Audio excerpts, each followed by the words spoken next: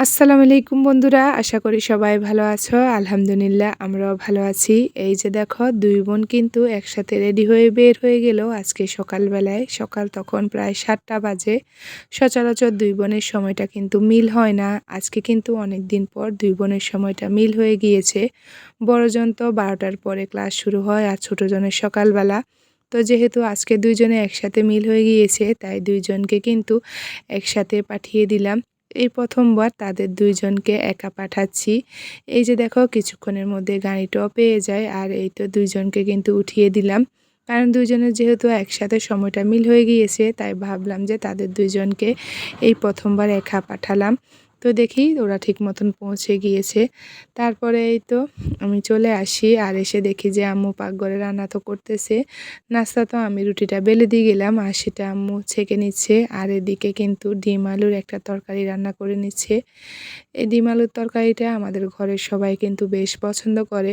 আর এই তরকারিটা সকাল সকাল রান্না করার একটাই কারণ হচ্ছে আজকে কিন্তু আলাদা করে অন্য কোনো ভাজি রান্না করা হয়নি। কারণ এই তরকারিটা যেমন ভাতের সাথেও খাওয়া যায় ঠিক তেমন রুটি কিংবা পরোটার সাথেও খেতে বেশ ভালো লাগে।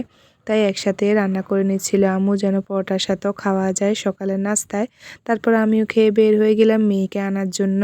আজকে যখন বের হয়েছিলাম তখন দেখি যে রাস্তার পাশে এভাবে বাইকগুলো সারিভাবে দাঁড়িয়ে রয়েছে আর এটা দেখে কিন্তু বেশ ভালোই লাগতেছিল।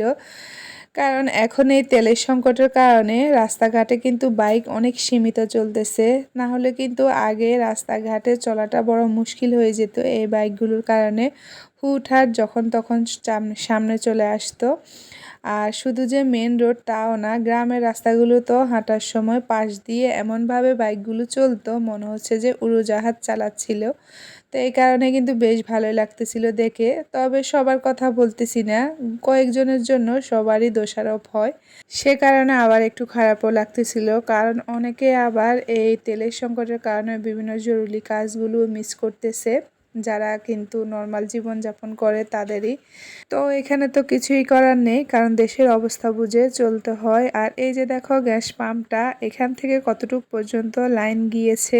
এরপরে মেয়েকে নিয়ে বাড়িতে চলে আসি। তার কিছুক্ষণের মধ্যে কিন্তু আকাশটা কালো হয়ে চারদিক একদমই অন্ধকার হয়ে যায় আর বাতাসও শুরু হয়ে যায়।